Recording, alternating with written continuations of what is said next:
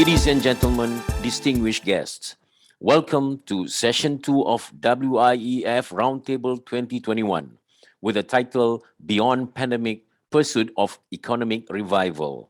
Now, let me first introduce our moderator for this session. He is the Managing Director of Glenreagh Berhad. He sits on the board of the Malaysia-Australia Business Council, was the Vice Chairman of the Malaysia International Chamber of Commerce and Industry, and the World Halal Forum. Without further ado, I welcome our moderator, Mr. Nordin Abdullah. Over to you, Nordin. Thank you very much for that kind introduction, and I look forward to moderating our session today. Well, I'm going to get stuck straight into it. I'm not going to mess around, and I want to introduce our role players today. And starting with none other than one Nadiah binti, one Muhammad Abdullah Yaakob, who is the Group CEO of TMC Sciences Berhad. Thank you for joining us today, Nadiah. Also joining us from the Philippines is Emilio Neri, who is the lead economist for the Bank of the Philippine Islands. And as Philippines is an island nation, I think he covers the entire country. And of course, we're also joined by His Excellency Dr. Mansur Muhtar, the Vice President of Country Programs for the Islamic Development Bank. Assalamu alaikum, and a very good morning, a very good afternoon, or a very good evening, depending on where you're joining us from. How we'd like to run the session today, we'll ask each of our role players to give us a short introduction of their perspective of what it means to talk about beyond the pandemic, what it means to be dealing with this pursuit of economic revival. And I'd like to start with you, Nadiah, from the perspective, of course, from the health perspective. We've seen how important health is to the economy. We often talk about a healthy economy, but now we realize actually it's the health of the people in the economy. So over to you, Nadiah. Good afternoon, everyone, and assalamu alaikum. So as coming from a background from the healthcare industry, I think in the beginning, what was pretty clear was that governments had decided that the health of the people actually informs the health of the economy. And in the beginning, before we had vaccinations and sort of treatments for COVID, governments made decisions to actually lock down large portions of the economy in a bid to try and rescue the population from the impact of the pandemic. So clearly, I think when it comes to the economy versus people, I think health of the people does inform, in fact, the health of the economy. But what the pandemic, I think, has exposed is actually the vast inequalities and the vulnerabilities in the system. Unfortunately, we have seen how access to vaccines, access to critical healthcare supplies, access to care has been very different for many of us in different parts of the world. Coming from Malaysia itself, we are a middle income country. We have had now, I think, most of our adult population fully vaccinated, but still we have restricted access to vaccines. And it seems that our pediatric population will not be vaccinated until sometime middle of next year, when the supplies are expected to arrive from the manufacturers. So clearly we can see different parts of the world having to face very different inequalities. And obviously with the new variants that has emerged, we can see that inequality actually has very devastating consequences, not just for the people within that region, but also as it spreads globally. And I would like to also talk about pandemics in particular, and how this pandemic, in terms of the mortality and morbidity, we have had, even in the US, hundreds and thousands of people who have died in a very short period of time. And how that has actually impacted, I think, labor markets in particular. Within healthcare, we are definitely facing a global shortage of resources. We know that people in the last 2 years have been very stressed and burdened. There are a lot of people who are burned out, and we are facing critical shortages of resources. We also saw this definition of essential versus non-essential workers, where people or governments started to make differentiations between people who were working with industries that were seen to be critical to society's continued survival versus those industries, perhaps like the arts or hospitality, which were deemed to be less essential. And then moving forward, how would these sectors then recover? And of course, new work arrangements. Never before, I think, have we had such a large-scale experimentation with work from home, and the role that technology has to play on that. And I'd like to leave, I think, my final note before I hand off is that the challenge that we face in the future is how we're going to build resiliency into our system. When we talk about the health sector in particular, or public health, pandemic preparedness actually was not a new topic. And even in Southeast Asia in the past, we have faced different viruses like SARS, and pandemic preparedness was already a topic that was being discussed by governments. And yet when COVID hit our shores, we find ourselves unable to deal with the challenge. And clearly there are challenges in terms of bringing multiple stakeholders to the table, working with NGOs and corporations together with governments. Also the issue increasingly of building trust with the population, because when we face such a widespread crisis, when the government fails to build public trust, it's very difficult for them to implement some of the public health measures that were required, even for things like vaccination, much less mask mandates and lockdowns. And finally, in terms of having buffers in the system, so stockpiles of medication and critical medical equipment, perhaps as time passed and people became, and pandemic becomes something more of a further into history, that sort of like buffer and stockpiling perhaps was allowed to erode, and then we get hit by a black swan event. So all this thing about operating in a very lean, efficient operating environment actually leaves us very little buffer, I think, to deal with events like the pandemic, which come out of the blue but have very large-scale devastating impacts. So I think this is something that we all need to be talking about, and because this will not be the last pandemic that we face.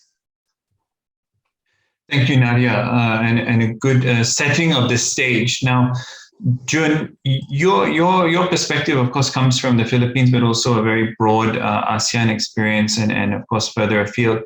Tell us what happened in your part of the world and in your sector of the economy. Thank you, Nordin, and to the organizers, thank you again for inviting me. Yes,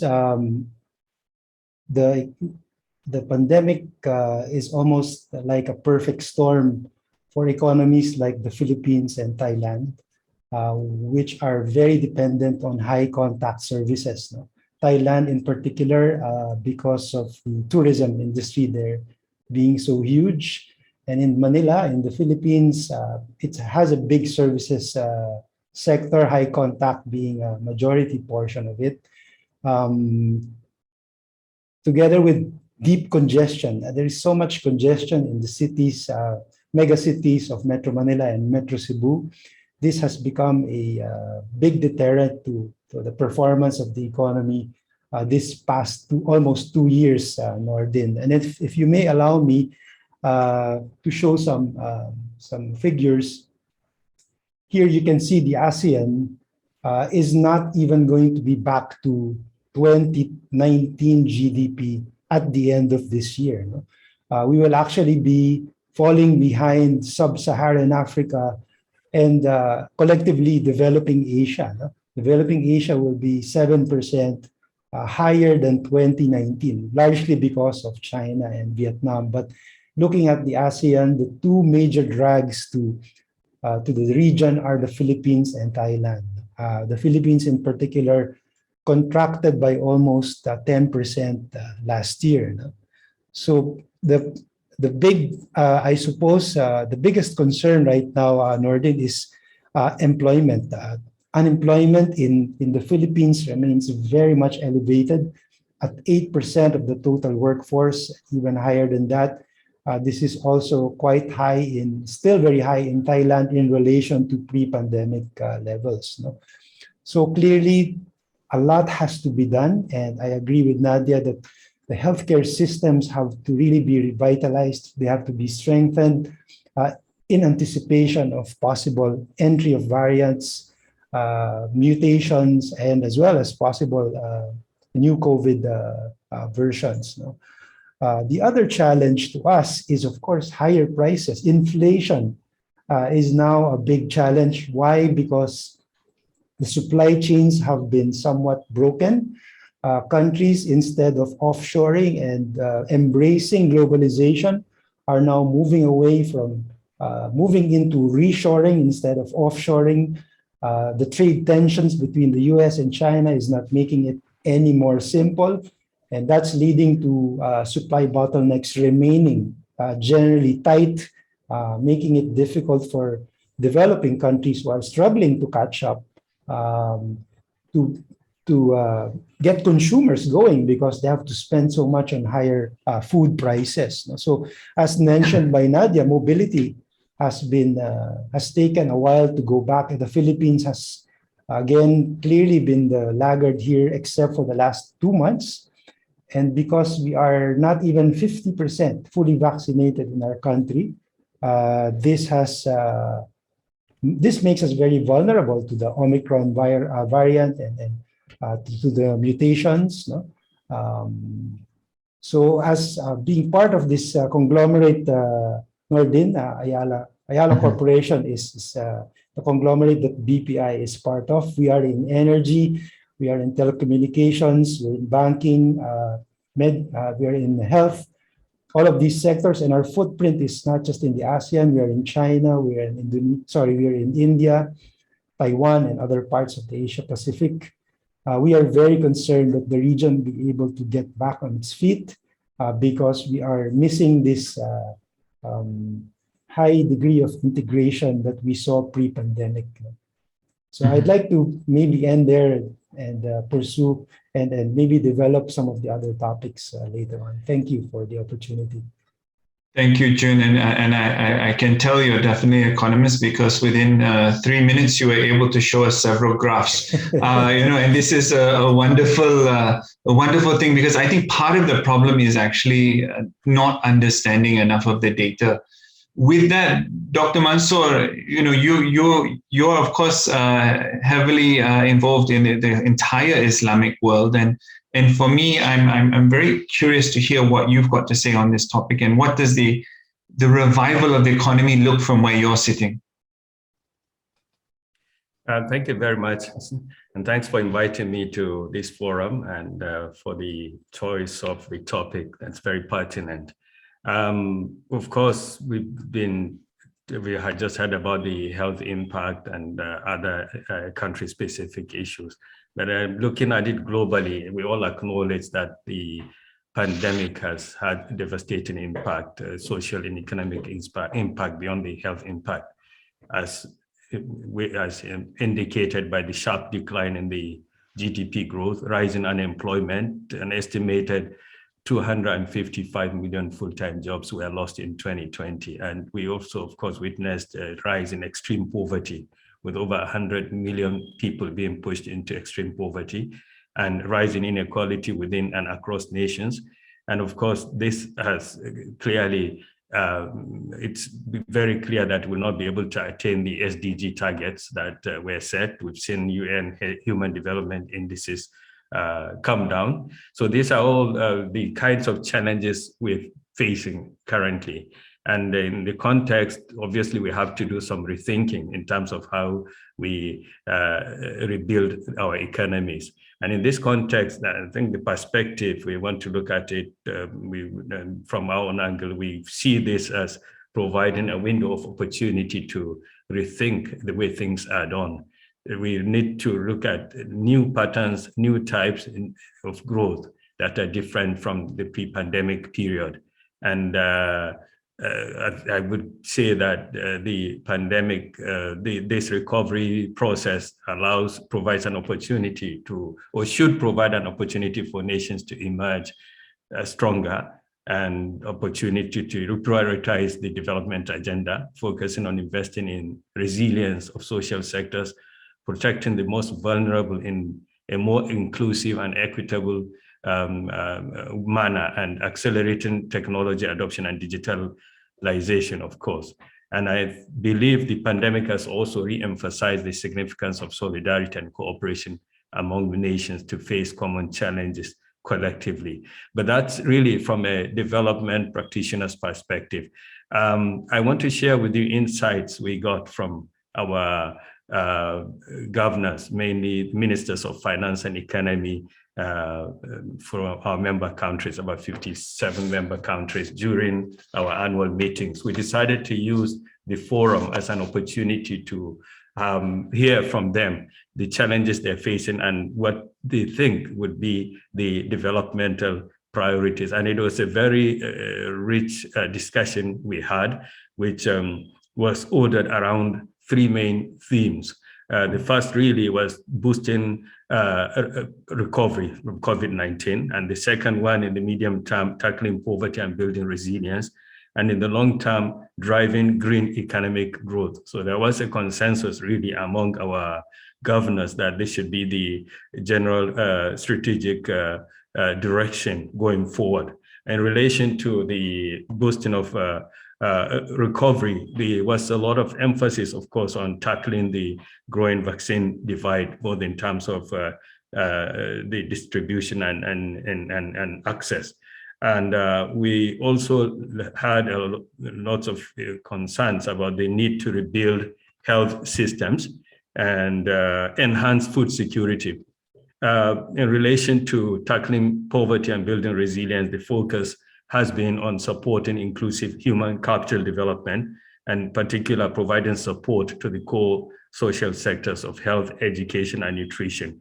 And I think what emerged of the discussion, out of the discussion or conversation, was that we need to pay particular attention to countries that are in fragile setting, as well as give support to vulnerable groups, and particular promoting job creation among youth. And in relation to the green economic growth, the points that came out of the discussion related to the need to promote sustainable infrastructure development, green infrastructure, mitigating the effects of climate change, bridging digital divide, among other things. And of course, there was a lot of emphasis on promoting trade and integration among various countries. So that, in a nutshell, gave us a good sense as to how the nations perceive of the trajectory going forward in terms of rebuilding their economies. And in that context, we in turn have embarked on a strategic update exercise, if you like. We're looking to update our strategy to see how we could better respond to the needs of these member countries as a development institution. Of course, we appreciate that they have to be in the driver's seat and that we are only there to support them. And in that context, we will need for them to have a well-articulated vision and political commitment, of course, and then, of course, a lot of action, needless to say. So I'll stop here. I can elaborate further on some of the things we could do and also some of the challenges that they might face or the specific areas that they need to focus on as they embark on this journey. No problem, Dr. Mansur. I'm going to use your list as a shopping list, of things that we need to get through. But to make life difficult for Nadiah, I want to say to you, Nadiah, if we have a silver bullet, we heard what Dr. Mansur said. There was a long list of areas that these ministers from 57 Islamic countries, many of them developing countries, many of them further on in the development agenda in each of those countries. But if you were to choose a silver bullet, what would your first and only thing that you would tackle and why? Okay, I think, speaking from a healthcare perspective, COVID is a novel coronavirus, which means that people who are vulnerable to it, because they have never been exposed to this virus, which is why vaccination is so important. And it's mind-boggling to me that we have, we were so lucky to have the mRNA vaccines being developed right when the technology matured and we needed it. But the problem that we face now is actually securing enough supply for the world. And it's also a question not just about vaccine hoarding or a lot of these geopolitical issues, but it's also the manufacturing capacity of the world in terms of manufacturing these kinds of vaccines and getting them into the arms of people.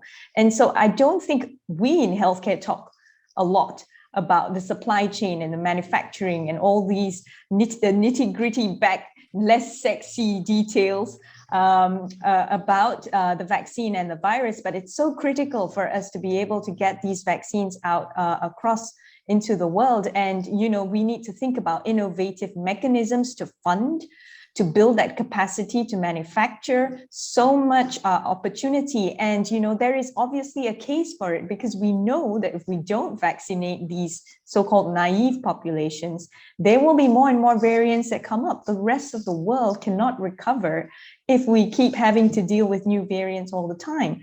And so what are we doing as a global community to make sure that this issue is being addressed? Mm-hmm. Thank you, Nadiah. One of the things I'm going to go to you now, June, and say, okay, Nadiah is saying, okay, look, get this vaccine sorted out, keep working on this. Of course, I'd love to have a whole discussion around, you know, in which countries they can afford the luxury of having anti-vaxxers, where in poor countries they're desperate to get their hands on and get their arms injected. So, June, what is the biggest threat to this agenda? Now we have we set out this wonderful plan. And there's one question, especially around inflation, and you mentioned also, and Nadiah mentioned, and Dr. Mansur also mentioned, supply chains and bottlenecks. What is it from an economist perspective that we have to watch out for? Yes, thank you, Nordin. Yeah, I guess the huge concern there is if mobility of workers and goods across countries will remain soft and tight and unable to go back to pre-pandemic levels, we will continue to see problems in the supply chains. Because again, from arrangements such as just-in-time, which is the connection of value supply chains across the region, it has turned into just-in-case, meaning companies or countries are now putting up their own capacities for the raw materials, no? And in a way, it's moving away from globalization and very tight supply chains that we used to have. And as long as we have that, inflation will remain a big challenge for everyone. Just at a time when we're trying to revive demand, inflation is getting away.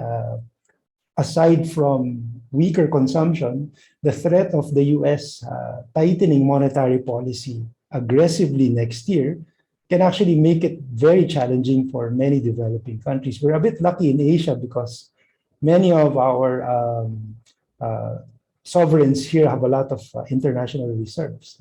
But you've seen Latin America and even parts of Europe, like Turkey, suffering from tight credit and high interest rates because of their currency now being threatened by expensive goods from other parts of the world. So this will, and our projection is it will remain to be a challenge, Nordin, in 2022.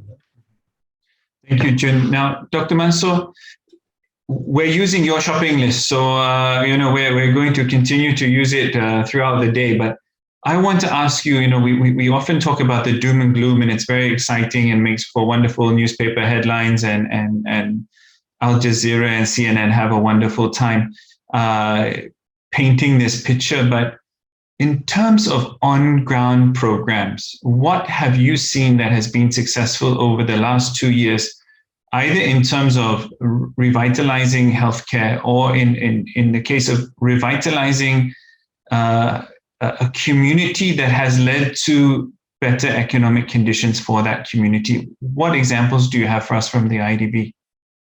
The IDB, along with many other multilateral development banks, moved quickly really to see how they could provide support to member countries to mitigate the impact of the pandemic.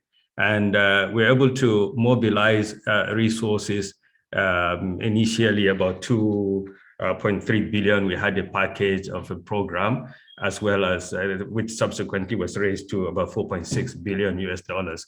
And that basically had different components. I think for us, we had to appreciate that there are, and after following the engagement with member countries, that we needed to have a phased approach, beginning first with providing immediate relief. And we did we provided a lot of support to address the health impact in terms of particularly facilitating access to vaccine.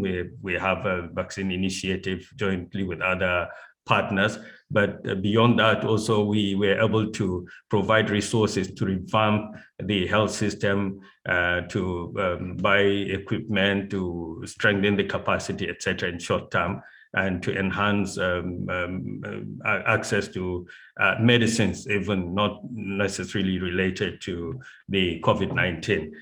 So that was one aspect of it, but linked to that also we realized that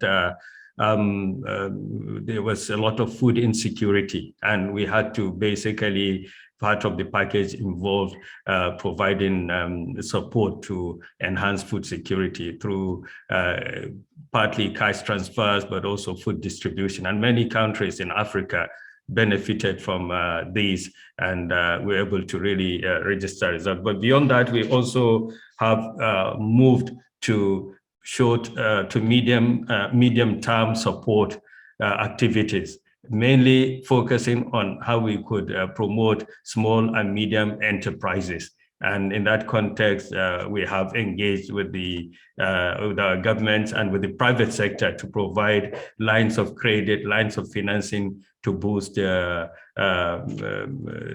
growth of this, or to boost recovery in this sector. The third phase, which we are looking at now going forward, is how we could boost long-term recovery. So that basically, for us, one key lesson is that we needed to really focus and prioritize, and also phasing and sequencing is very important. Of course, some of these things can be taken in parallel, but we've seen lots of, we've recorded lots of successes from our member countries. Of course, one major challenge we have faced in relation to the vaccine access and vaccine supply was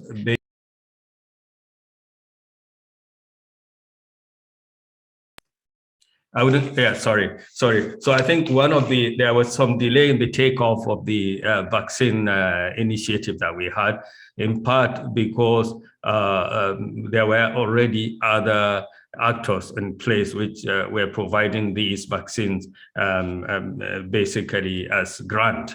Now the focus is shifting. Some of our member countries are expressing an interest in receiving support to build vaccine manufacturing capacity, which we think it's very important. So we're looking to identify specific in each region, to identify specific countries where the conditions appear to be very conducive for this initiative, and to provide needed support so as to enhance the ability to provide this both to themselves and to neighboring countries. Lovely, thank you, Dr. Mansur. Now, June, taking what Dr. Mansur said and looking at some of the questions, we're starting to get questions, and I'm trying to get through them early. And just a reminder to everyone, by all means, put your questions early so we can kind of shape the discussion around some of the areas that you're most concerned about. But June, one of our participants, I think from the Middle East or Europe, I can't quite tell, asked a very interesting question in terms of which sectors will recover faster, which sectors, in your opinion, will also take a little bit longer to recover? Okay, well, we've seen that both agriculture and manufacturing, Nordin, have actually been quite resilient throughout most of the pandemic, except, of course, during the tight lockdowns of the second quarter of last year. In this chart, you will see manufacturing across the ASEAN, except for that episode when we had the Delta variant enter our shores. we're actually in expansion mode. No? This chart, the way to interpret it is if it's more than 50, it's an expansion. If it's less, then it's a contraction. So obviously, in the second quarter of last year, most of us were in contraction mode. But since the third quarter of 2020, except for that soft patch because of the Delta, manufacturing has been quite resilient. And that's because it's not high contact. No? And that's because agriculture is very safe to distance yourself from other workers. No? In fact, it's an eye-opener for the Philippines and maybe Thailand because we've become too dependent on services. And we realized that maybe we should diversify away from services and decongest our cities, move towards more rural and in the regions into manufacturing and agriculture, which are more viable should a new virus affect the global economy again.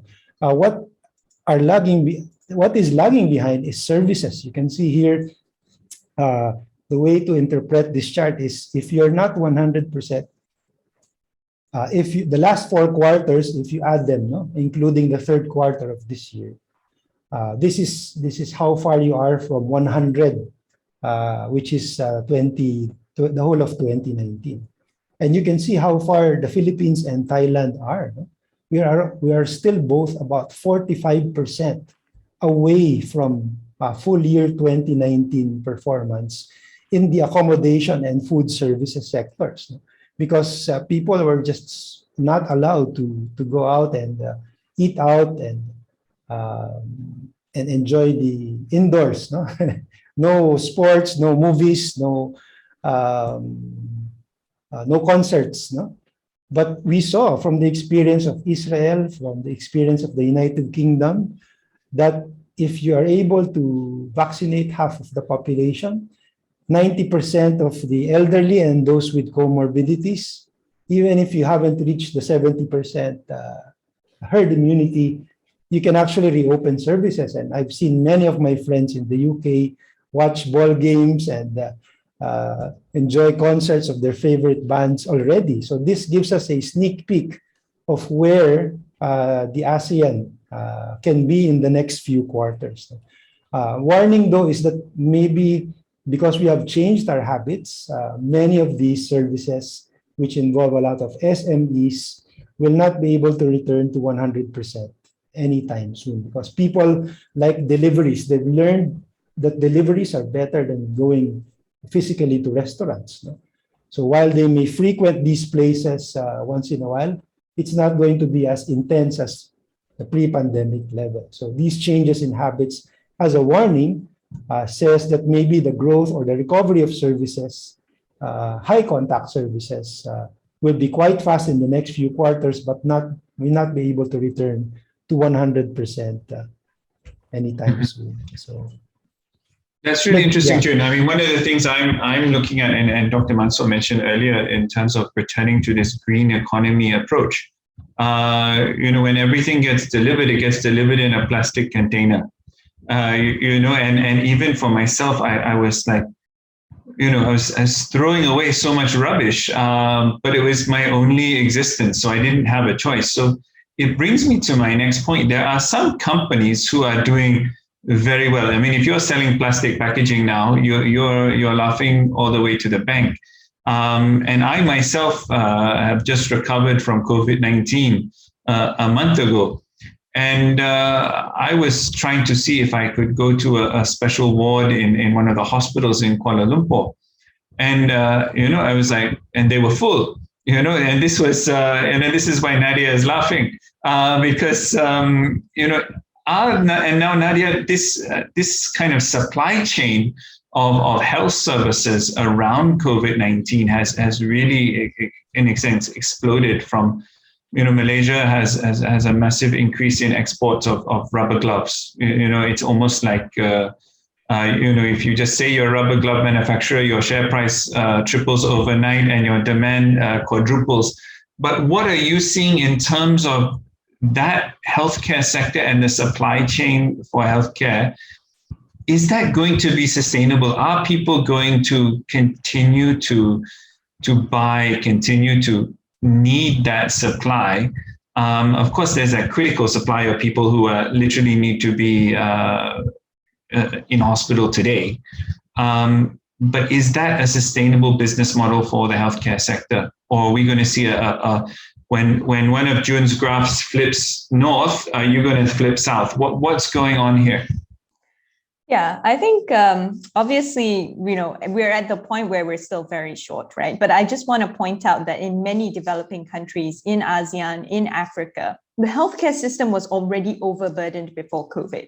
And COVID is just like the latest, not even a straw, maybe an entire log that has broken the camel's back. And I think, particularly, sharing experience with Malaysian government realizes that it really needs to have a different model moving forward. Otherwise, there would never be sufficient resiliency capacity in the system to be able to serve the population, which is why during COVID, one of the key things that they did was a public-private partnership to outsource non-COVID patients to private hospitals. And COVID was the burning platform that pushed them to do so. But I think moving forward, once they have that experience of that success, it's a lot easier to institutionalize that public-private partnership within the healthcare system to expand the capacity and the resources that are available. Secondly, I think when we talk about supply chain, many countries are localizing. It becomes an issue of national security. I'm not sure if people remember in the beginning days of the pandemic, countries stopped exports of face masks. There was a very active black market trading of a lot of PPE supplies. And after that happened, a lot of governments are intentionally building up that capacity domestically because they don't want to be in that vulnerable position again. Now, what does that mean for this globalization of the supply chain? I'm not quite sure. I'll probably leave it to June. But definitely, I think that many governments have made it a priority to ensure or safeguard their own interests. The problem is the virus doesn't recognize national borders, right? So at the end of the day, I think we still need to have some sort of global collaboration, cooperation, because we can see that you can shut down your borders, but the virus will still in some way find their ways in. And is that shutting down of borders in the long term going to be sustainable? Probably not, because you're affecting many of the issues that I think Jun had already shared. So what is a viable way forward for us? Not just in the healthcare sector, but everywhere, right? So we in the healthcare, we also rely on other supply chains. In the beginning, we were short of swabs because there was very few swab manufacturers in the world. We were short of styrofoam boxes. And I have a funny story where I had to go and get styrofoam boxes from Tesco to try and transport my viral transport mediums. So this is a very real concerns, and one issue affecting one part of the economy will definitely have a domino effect on what is happening. So I don't see this, we really have to think about how do we put our foot forward in a different way. Otherwise, we'll just be repeating the same mistakes. And I think the other two speakers have shared that COVID is the opportunity that has shown us that we can do things differently. And we just need a lot of commitment, I think, from people, both from governments and also the other sectors, to really change the way we do things. Sorry. Now, Dr. Mansur, in your experience, of course, you've got a vast experience. One role that you played previously was Minister of Nigeria, and part of that portfolio was the development agenda.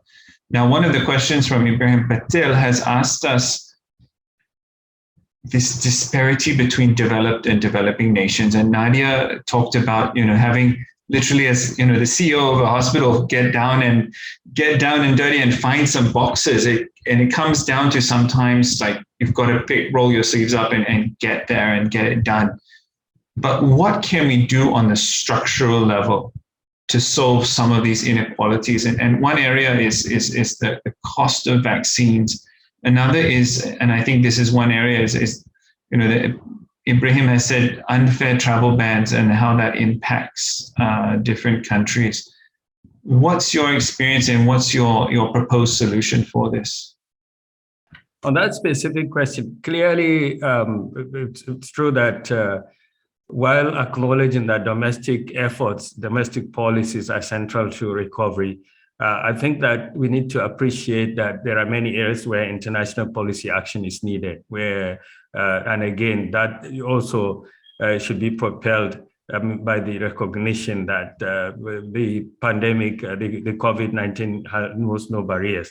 And there is certainly a lot that's needed at that level, at the global level, in terms of commitment and policy actions that would facilitate vaccine access, manufacturing and distribution of vaccines. Also, a lot of work, there's been some ongoing discussion, and I'm glad that the World Trade, WTO, has really delved into this debate and discussion to see how international trade could be facilitated, reducing barriers to trade, etc., to ensure that there is no impediment in relation to access to these and among other things.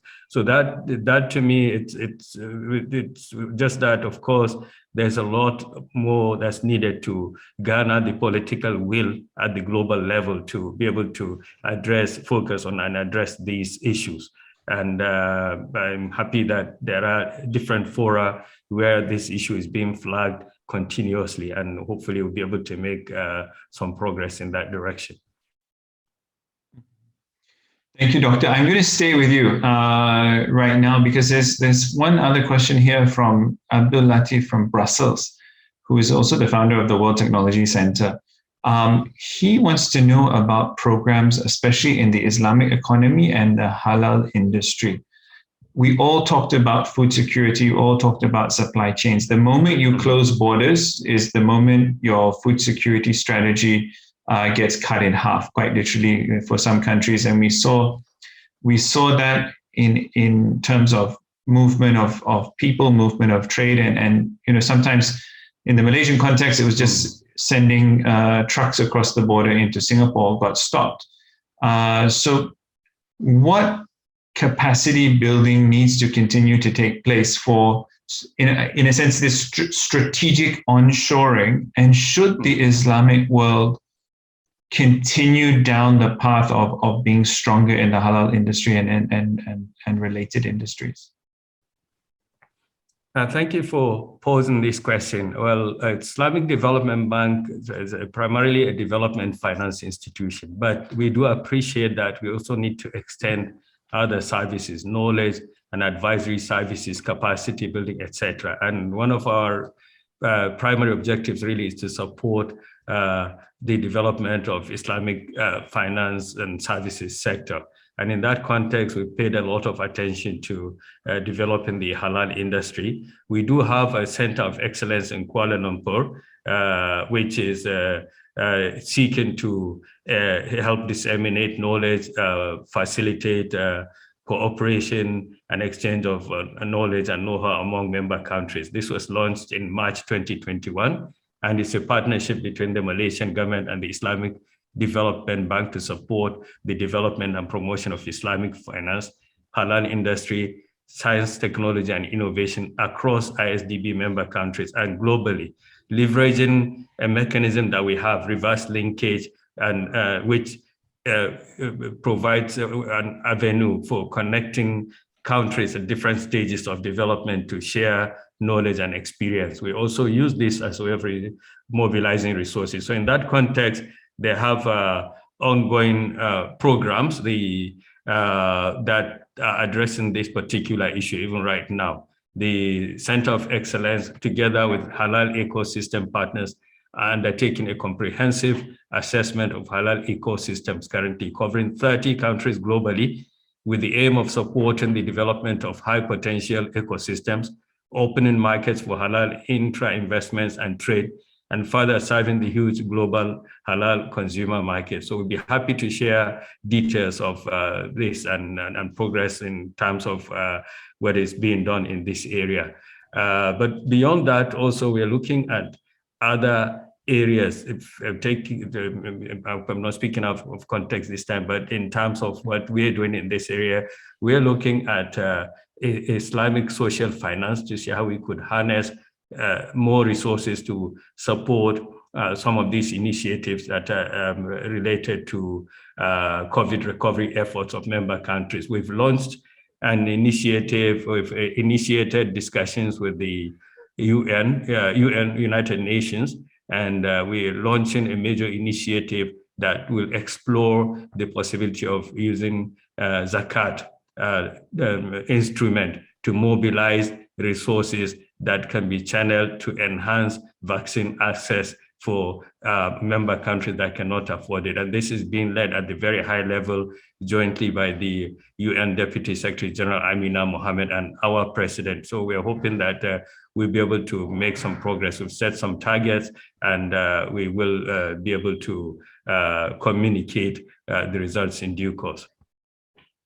Thank you very much, Doctor. Now, Jun, we've got another question here. Can you share a few types of economic recovery plans?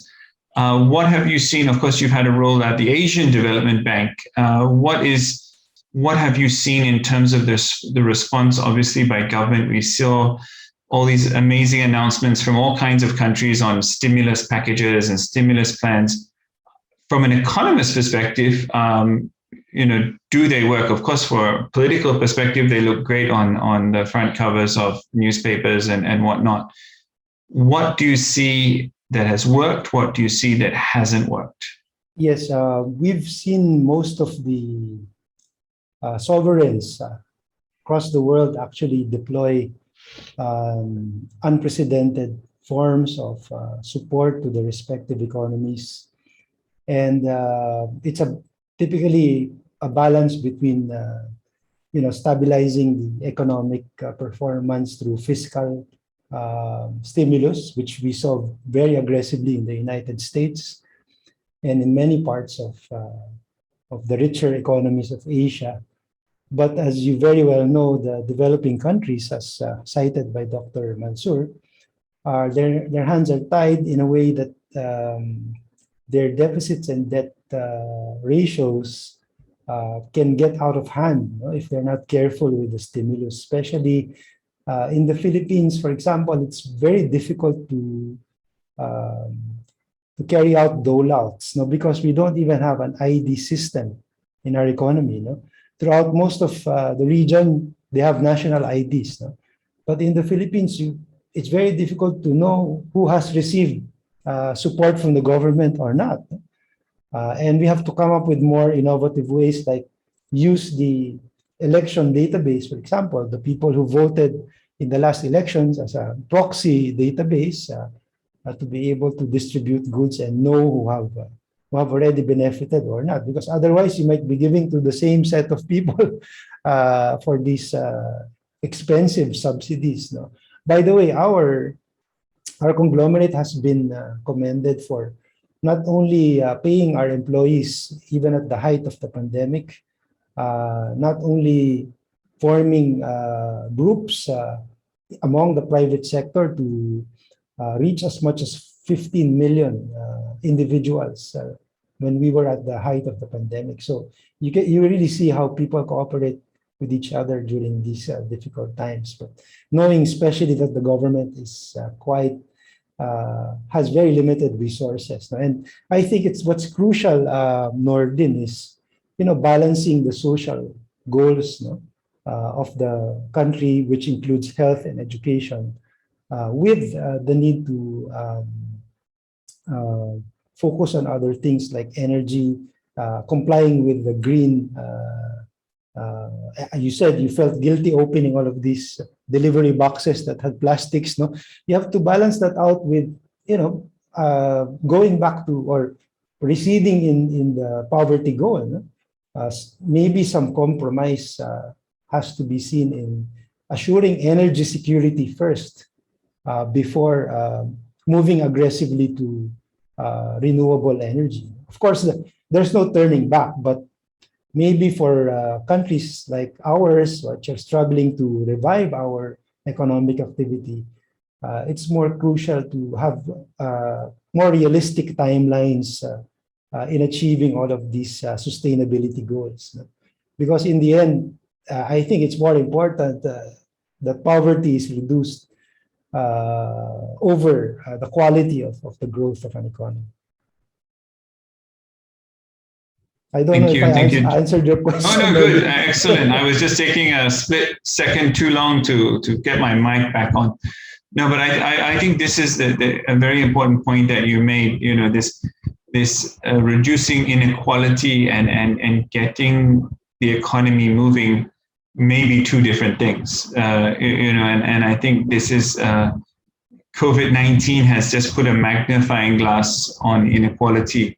And we've seen it time and time again. Nadiah, I'm going to go to you for what I call closing arguments, and you know, I'm going to go back to your initial question on the silver bullet. Has your silver bullet changed, or are we, or do we need to just get this part of our existence? It's not just our economy, and you know, is it? Once we get healthcare right, then we can pursue this economic revival. What do you think? I think that, well, there are a few issues. I think with vaccination, people are very much aware, and as Dr. Mansur had shared, I think there are concrete initiatives out to resolve that. But that issue mentioned by June, which is data and information, continues to be very important, not just for COVID response or targeted aid, but I think that, you know, when we start to relook at the economy and we need data and information in order to perhaps make evidence-based policy, I think a lot of challenges that policymakers had faced it was actually an infodemic, that people did not believe what the government was trying to implement, that they're getting different sources of information, and perhaps maybe unique to the Islamic world as well, that a lot of the research were coming from Western countries. There was not much information coming out from perhaps the non-Western countries, a lot of data coming out from Israel. It makes it a little bit more difficult to actually implement things. So data was one thing that I think became really, really important during pandemic. You know, we are also facing long-term burdens. Women in particular, I think there's been research to show that face a lot of burdens during COVID, where they became caretakers, they had to homeschool children, they dropped out of the workforce. We're also facing issues with long COVID, and the rise of chronic diseases actually exacerbated by COVID, because we know that people with underlying health conditions do worse. And so we would be facing a segment of the population that will be living with significant disability moving forward. So how are we going to react to that? And lastly, also legislation. Things like we have whole populations that actually in Malaysia, you know, when we had our Delta spike in July, we had a lot of children who have become orphans. How do we deal with that entire segment of the generation that actually went through this collective trauma? How are they going to be taken care of? We even had issues where, you know, parents were admitted or passed away, and there was nobody to take care of the children, and there was no provision within the law to have somebody to step in and take care of a child whose parents are still alive, but you know, ventilated in the ICU. So did legislation even keep up with the demands of what is happening? And so there's a lot of these underlying issues that are actually, you know, affecting the society. And if we don't address these issues, it's going to be very difficult to just talk about the economy separate from all of these social and health issues. So, you know, investments in public health. So a lot of attention given to hospitals, for example, but, you know, public health investment was actually the lack of, the underinvestment in public health was actually the main issue why COVID exploded in Malaysia. We did not have capacity to do contact tracing in a short amount of time. We couldn't turn off the tap, and so the number of cases just exploded. So these are some of the things that I think that, you know, while we have concrete steps in vaccination, if we don't address these issues, it's going to be very difficult to talk about returning back to some sort of normalcy.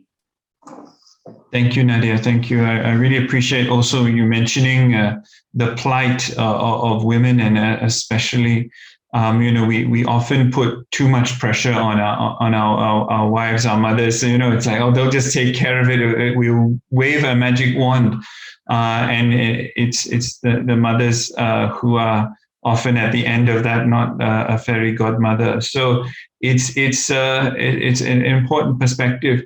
Now, Dr. Mansur, you've been given the last word. You know, so in terms of this pursuit of economic revival, what do you see as our next step?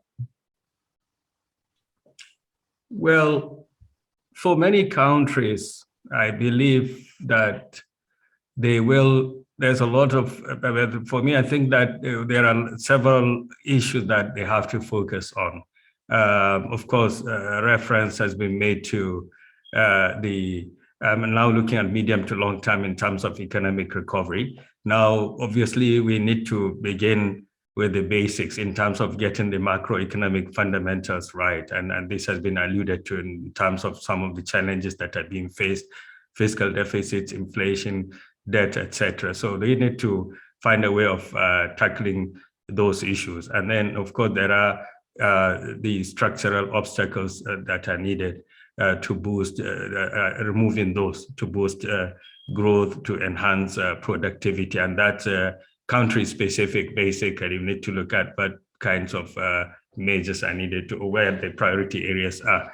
But I think the biggest challenge, if I may say, is that many of these countries are facing a limited fiscal space, unlike some of the developing countries where they have developed countries that are able to mobilize huge amounts of resources to do fiscal stimulus, because all of this needs money, needs resources.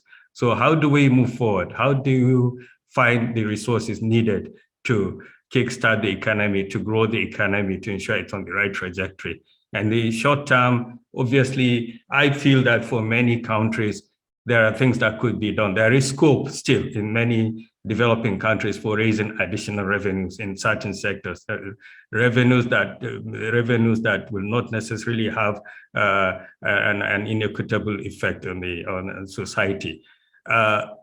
Governments could do more also in deciding or trying to find out how best to spend the limited resources they have. So spending more efficiently in terms of the public expenditure programs, the projects you choose, and certainly reallocating resources to priority areas like health, education, and social sector, and to more productive uses.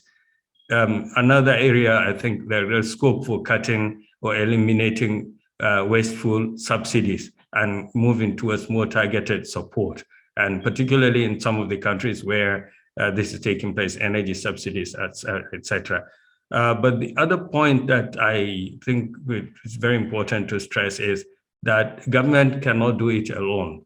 We have to find a way of mobilizing private sector to support recovery efforts. And in that context, really, there are many dimensions to it. But primarily, I would say that reforming the business environment, making it more attractive for businesses to operate in these environments would really give a good boost.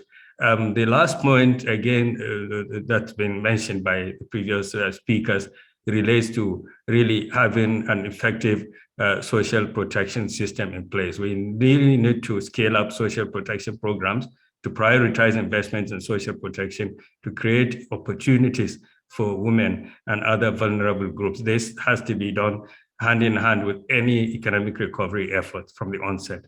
Thank you. With that, Dr. Mansur, I want to thank you for your time today. Jun, Neri, thank you also for joining us. And of course, Nadiah, it was a pleasure to have all of you here today. And I think I speak on behalf of all the participants in the forum that we definitely learned a lot from your perspectives, and we hope for all of those people, we hope to see you again at the World Islamic Economic Forum, and we hope that these discussions have started to push the discussions, that we can move the economy and we can start to really talk about the pursuit of the economic revival. With that, back over to you, Mr. MC. Thank you, Nordin, the role players and all for being here today and making this session a success. That's all the time we have for this session. We truly hope that you have gained valuable input and ideas. On behalf of WIEF Foundation, thank you for joining us today.